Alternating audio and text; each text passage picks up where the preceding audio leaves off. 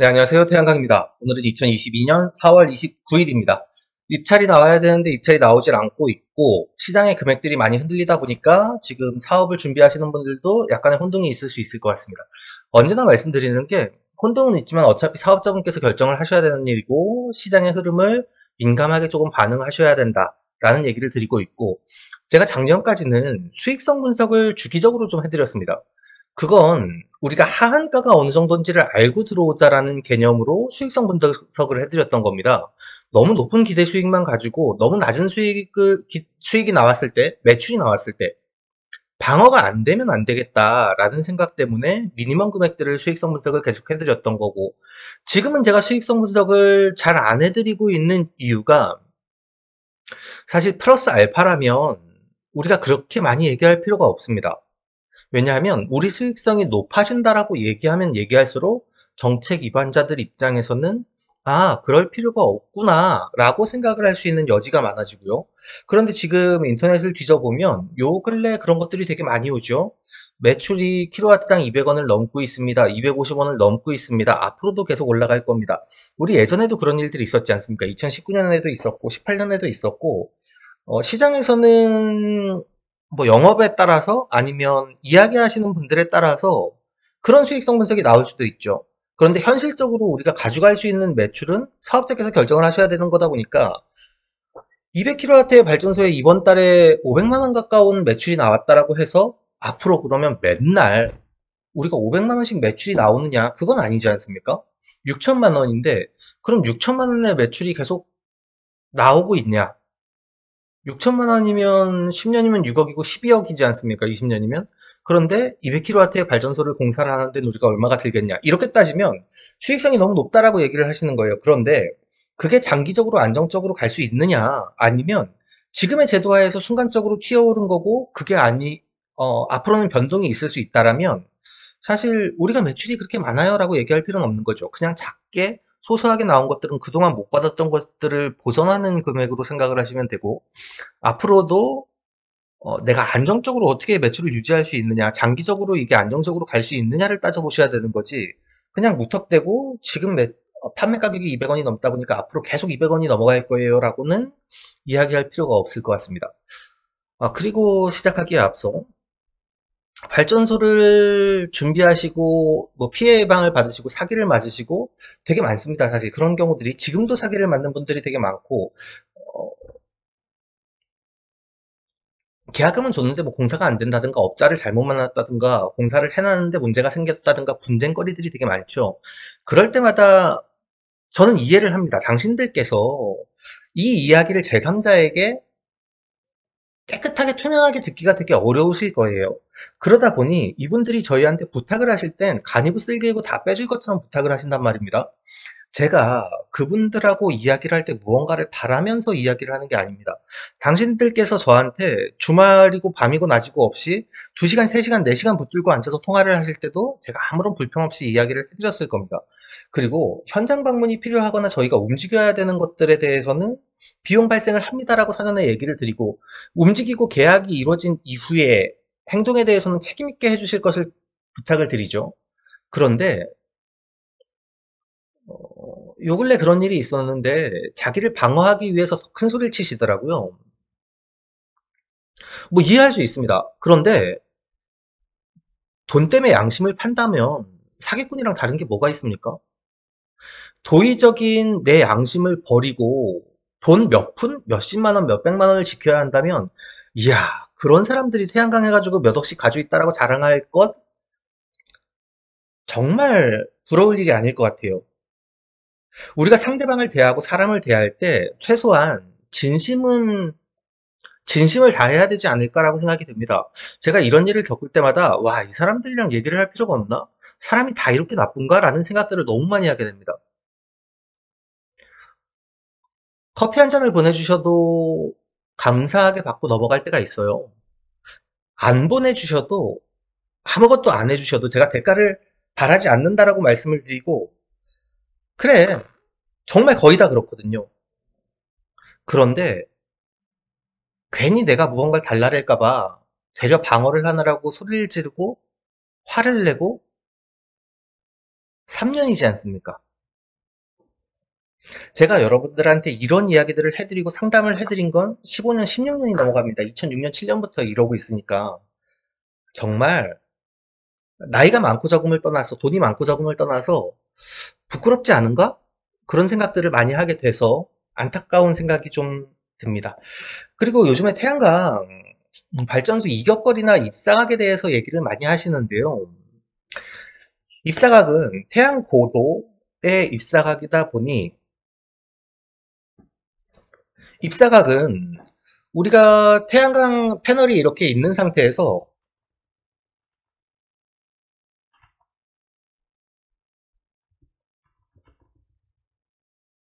태양광 패널이 이렇게 있는 상태에서 해가 앞에 있다면 해와 태양과 이렇게 패널 간의 이격거리를 입사각이라고 표현합니다. 그래서 여기서부터 이렇게 떨어지는 이건 직각입니다. 직각에 떨어지는 요 각.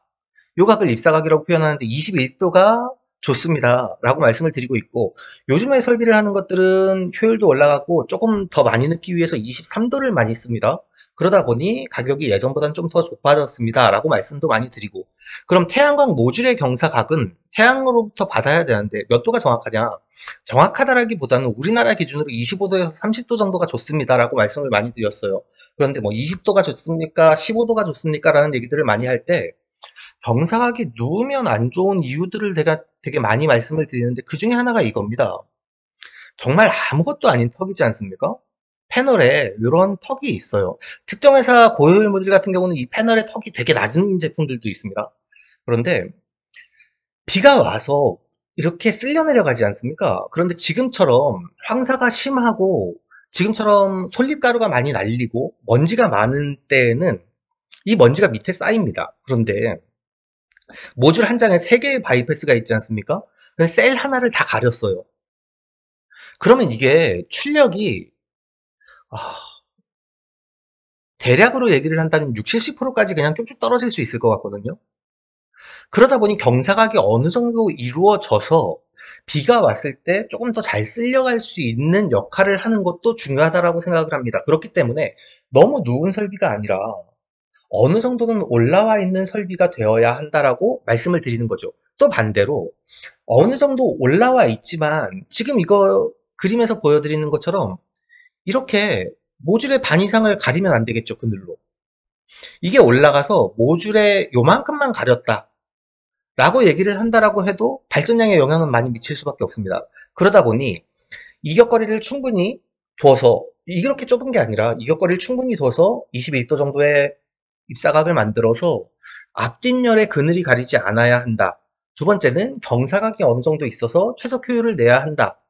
여름철과 겨울철 경사각이 다르고 그러다 보니 계절가 변형을 요즘엔 저 같은 경우는 굳이 안 하셔도 됩니다라고 말씀을 드리는 경우들이 많아요. 왜냐하면 입사각을 세우는 모듈의 경사각을 세움으로써 입사각이 더 떨어져서 그늘을 만드는 경우들이 많습니다. 그런데 이게 오전 오후에 해가 길어지다 보니까 그늘을 더 많이 만들어서 발전 효율이 떨어지는 경우들이 있다. 그러다 보니 비용을 지불을 하고 경사각을 바꿔야 된다면 굳이 그렇게 안 하시는 것도 괜찮지 않겠습니까? 굳이 그렇게까지 하실 필요는 없을 수도 있습니다라고 말씀을 드리는 거죠. 현장을 가보면 이런 데들이 되게 많습니다. 이렇게 삐딱하게 돼 있죠, 뒤에는. 다 이게 빗물에 쓸려와가지고 가라앉은 거거든요.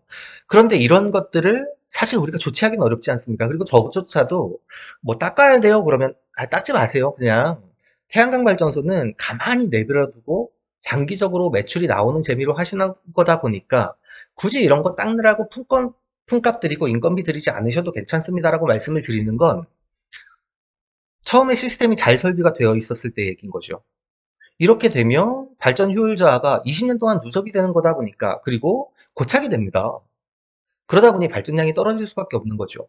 우리는 발전량이 떨어질 수 있는 너무 많은 여지들을 가지고 있지만 그것들을 많이 무시하고 있다. 제가 영상들을 되게 많이 만들어 놨는데 안 보시죠? 너무 많아서 귀찮아서 다 못 보신다라고 생각을 할 수도 있고 어, 저조차도 전문가들이라고 100% 100점짜리, 100점 만점짜리 발전소를 만드는 게 아닙니다. 제가 재발전소를 개발을 하더라도 실수를 하는 경우들이 생겨요. 사기도 맞는 경우들이 생기고요. 물건 값 줬는데 물건이 안 들어오는 경우도 있더라고요. 그러나 우리가 하나라도 더 알고 하나라도 더 배웠을 때 조금 더 나은 결과들을 만들 수 있는 겁니다. 그런데 여러분들이 그런 과정들을 생략하고 좀 더 빠른 정보를 얻기 위해서 다이렉트로 전화를 해서 사람을 귀찮게 하는 거죠. 그럼에도 불구하고 성심성의껏 최대한 좋은 분들이 많기 때문에 라고 생각을 하고 대응을 해드리는데 그걸 무시하는 일들이 생기면 사실 가슴이 좀 아픕니다. 많이 상처받아요. 그러다 보니 그런 일들이 좀 없었으면 좋겠습니다. 매출은 요즘에 너무 잘 나오고 있죠. 매출이 잘 나오고 있는데 이게 그냥 장기적으로 가는 건 아닐 수 있다. 또 우리가 입찰이 어떻게 되는지에 따라서 정책이 어떻게 변동되는 건지에 따라서 하는 것들이 조금 달라질 수 있다. 지금 뭐 정권도 바뀌고 에너지관리공단에서 RPS 입찰 용량 산정도 이제 신재생에너지센터가 결정을 하겠다라고 얘기를 하는 것들, 그리고 정책이 바뀔 것들에 대해서도 미리미리 좀 민감하게 준비를 해보셔야 되다 보니까 지금의 매출이 그냥 쭉 가는 게 아닙니다. 20년 동안 가는 게 아니다 보니 그거에 대해서 한 번쯤 우리가 면밀하게 검토를 해봐야 되지 않을까라고 생각이 됩니다. 오늘도 변함없이 REC 금액은 상당히 좋은 수준이죠. 지금 아리백 현물 시장에서도 거의 5만 원 후반대 거래가 되고 있다 보니 REC 현물 시장의 금액이 좋은데 뭐 매번 말씀드리지만 우리는 금액이 좋을 때 매출을 계속 수익을 가져가면 돼요. 다만 이게 언제까지 갈 수 있을지는 모르다 보니까 조금 더 조심하고 준비를 할 수 있는 대응을 해야 되지 않을까라고 생각이 듭니다. 반면에 제주도에 음, 출력 제한 문의하시는 분들이 많은데 2020년 4월이었을 겁니다. 제가 영상을 만들어 놓은 게 있습니다. 보시면 2020년 4월 이후에 500km 이상 발전소를 인허가를 받는데 제주도 같은 경우는 출력 제한 동의서를 다 들어갑니다. 한전에서 계속 연계를 할 때요. 그러다 보니까 출력 제한 동의를 다 받고 진행을 했습니다. 그리고 앞으로 출력 제한이 일부씩 있을 수 있습니다라고 말씀을 드린 게 영상이 2년이 된 것 같습니다. 네, 여기 보시면 2년 전에 2020년 4월이죠. 제주도 발전사업 이슈상이라고 해서 일시적 출력 제한에 대해서 언급을 해놓은 적이 있습니다. 그런데 뭐 무조건 다 출력 제한을 하는 건 아니죠. 당연히. 근데 앞으로 우리가 산업을 준비하는데도 이 출력 제한안들이 어떻게 육지까지 올라올 수 있는 것이냐, 산업에서 어떻게 영향을 미칠 것인가에 대해서 조금 고민을 해보셔야 될 부분인 것 같아요. 그러다 보니 지금 S&P가 이렇게 좋은데 지금 육지에선 202원, 제주도 같은 경우는 273원까지 순간 금액들이 나오고 있다 보니까 발전 사업자들이 지금은 매출이 좋은데 앞으로 그럼 정책이 어떻게 바뀔 수 있느냐, 어떻게 변화가 예상이 되느냐라는 것들에 대해서 이야기를 좀 해봐야 될 부분인 것 같고요. 그 부분을 고민을 하다가 제가 그 FIP 제도에 대해서 우리나라도 앞으로 진행이 되는 산업이 아닌가라고 고민을 하고 자료를 조금 찾아보고 있습니다. 그래서 카페에 제가 이 영상 하단에 주소는 올려드릴 건데 글로벌에서 신재생을 대하는 방식, 지금 FIT에서 RPS로 넘어오고 다시 FIP 제도로 이어지는 과정들, 어떤 나라에서 어떻게 운영이 되고 있는 것들에 대해서 자료를 조금 정리를 해놨고 이 부분에 대해서 조금 자세히 만들어 놓은 신문 기사가 있어서 밑에 링크를 달아드릴 겁니다. 들어가서 한 번쯤 살펴보시면 되는데 큰 제도 자체는 변함이 없습니다. FIT는 발전 차액 고정 제도라고 해서 발전 차액, 수익이 안 나다 보니까 사업자들에게 적정 수준의 수익을 주기 위한 고정가를 만들어주는 게 발전 차액 지원 제도였다라고 하면 FIP 제도는 현물 참조 가격이라고 시장에서 움직이는 금액보다 프리미엄이 얼마나 있어야 우리가 이 산업을 할 수 있느냐라는 것들이 나오는 거다 보니 사실 기본 개념에서 우리가 FIT랑 그렇게 다른 게 뭐지? 라고 생각을 하실 수도 있어요. 그런데 제가 생각하는 부분에 변동 프리미엄은 상관이 없습니다. 차액만 보전을 해주면 되다 보니까 S&P가 시장 가격이 그 이상으로 올라가도 크게 문제가 안 될 것 같다. 아니면 프리미엄 고정형은 시장 가격, 지금의 S&P를 봤는데 그 S&P 더하기 30원, 그럼 30원을 계속 줄 수 있다라는 얘기인 거죠. 그렇게 따지면 우리가 FIP 제도로 들어오는 데에도 크게 변함이 없을 것 같아요. 이게 뭐 무슨 걱정이 될 것 같아요? 라고 얘기를 할 수도 있는 부분이고 이 제도에 대해서 제가 정책안을 뒤져보다 보니 약간 염려스러운 부분이 있는 겁니다. 다른 전원과의 조합 등을 통한 시장 경쟁력 발휘가 기대된다. 마찬가지로 매입 의무를 기반으로 하는 FIT 제도에서는 잉여 전력에 의한 부상적인 가격의 발생 시에도 신재생 전력의 고정 매입 가격이 지불되는 모순이 발생했지만 앞으로는 이러한 측면에서 신재생 전력 사업자가 시장 신호에 따라 출력을 억제하는 등의 대응 요구된다. 좋게 얘기하면 ESS를 운영을 함으로써 매출을 늘릴 수 있다. ESS랑 같이 개발을 함으로써 시너지를 낼 수 있다라는 얘기겠지만 반대로 얘기를 하면 출력 제한 부분에 대해서 시장가들이 달라지다 보니까 산업자가 유의를 해야 될 부분이 있지 않냐. 한편 경쟁력이 낮은 경우 정부가 예상하는 수익을 밑돌 가능성도 신재생 전력 사업자가 부담하는 채산성 위험은 FIT에 비해 확대된다라고 이야기를 하고 있다 보니 무조건 긍정적인 부분을 누리는 산업에 긍정적인 영향은 누리면 됩니다. 그런데 부정적인 부분이 있다면 그거 미리 한번 검토를 해보고 가야 되는 게 아닌가라고 생각을 하는 거죠. 시장 가격이 기준 가격보다 낮은 만큼을 보전하는 제도이지만 시장 가격이 기준 가격을 초과하는 경우에는 신재생 전력 사업자가 차액을 환원한다는 특징이 있다. 라고 이야기를 하고 있습니다. 이렇게 프리미엄이 올라가는 부분들을 플러스로 전부 다 받는다면 상관이 없겠지만 반대로 우리가 생각을 해서 시장 가격은 올라갔는데 계약 가격이 밑에 있어. 그러면 이 변동형 프리미엄에서는 이 금액에 대한 보전 비용을 주지 않거나 아니면 더 줄일 수도 있다라는 얘기가 아니냐. 그래서 제가 몇몇 분들이랑 상담을 하면서는 그런 얘기를 한 적이 있습니다. 지금의 RPS 제도는 장기 거래 계약을 해놓으면 하한가를 잡고 있는 거지 않습니까? 13만 7천 원, 12만 7천 원, 12만 5천 원, 6천 원대 계약하신 분들도 계세요. 이분들도 지금 17만 원, 18만 원의 S&P가 나오면 계속 매출을 가져가고 있단 말입니다. 이분들한테 제가 말씀을 드리는 게 어떻게 본다면 우리는 하한가를 잡고 있다. 낮은 금액을 잡고 있다 보니 이 위상 올라갈 수는 있지만 이 밑으로 떨어질 수는 없습니다.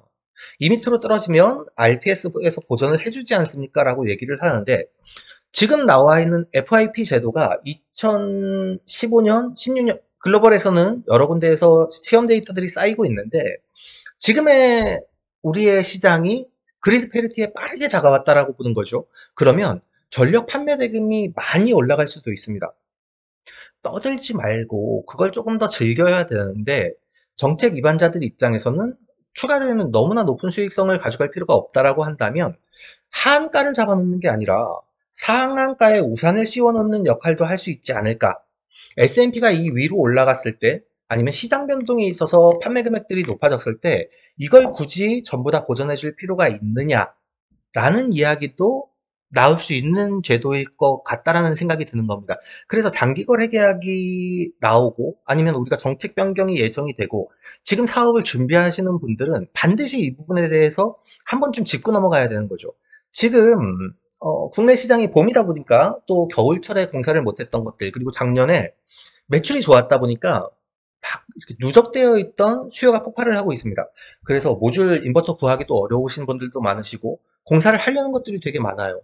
그리고 금액들도 사실은 제조 EPC 시공하는 기업들 입장에서는 금액들도 지금은 괜찮게 나오고 있다 보니 시장이 활발할 때 조금 더 시장을 활성화하고 수익성을 극대화해야 되는 의무들이 있다라는 생각들이 들지만 정책이 바뀐다라고 보면 앞으로 산업을 준비하시는 분들은 어, 조금 예의주시해서 바라봐야 한다. 공사 계약을 지금 평기로 무조건 금액이 좋다 보니까 200km 하면은 500만 원씩 나올 거예요. 라는 얘기를 듣고 공사 계약을 하는 게 아니라 앞으로 지금 준비를 해가면서 앞으로 정책이 어떻게 변하는지를 보고 금액들의 변동을 봐가면서 공사 계약을 한다든가 아니면 개통 우리가 확보할 때까지 시간 많이 있지 않습니까? 조금 더 준비를 하면서 시장의 변동성들을 관찰하는 것도 필요하지 않을까? 라는 생각이 듭니다.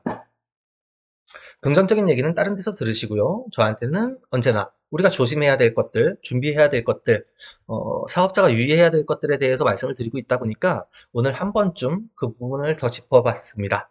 궁금한 거 있으시면 댓글로 참여해 주시고요. 요즘에 태양광을 하다 보니까 가끔 공격하려고 들어오시는 분들 되게 많더라고요. 태양광 하면 안 된다, 원전을 해야 된다라고 얘기를 하시는데 저는 한 번도 원전을 당장 없애야 된다라고 해본 적이 없고 우리나라의 탈원전 정책도 당장 원전을 없애자라는 정책이 아니라고 말씀을 드렸습니다. 같이 공생하고 같이 공부해서 함께 성장할 수 있는 산업이 됐으면 좋겠다라는 생각을 하고 있다 보니까 조금 열린 마음으로 같이 공부할 수 있는 시간이 됐으면 좋겠습니다. 오늘도 끝까지 들어주셔서 감사하고요. 다음번에도 유익한 내용으로 인사드릴 수 있도록 하겠습니다. 고맙습니다. 가짜뉴스와 잘못된 정보들이 넘쳐나고 있습니다. 스팸과 사기꾼 예방을 위해서 참여가 필요합니다. 첫 번째, 3개의 점을 눌러주세요. 두 번째, 신고를 클릭해주세요. 세 번째, 스팸 또는 오해 소지가 있는 컨텐츠를 선택하세요. 네 번째, 대량 광고 또는 사용자를 현혹하는 컨텐츠를 클릭하세요. 다섯 번째, 싫어요를 눌러주세요.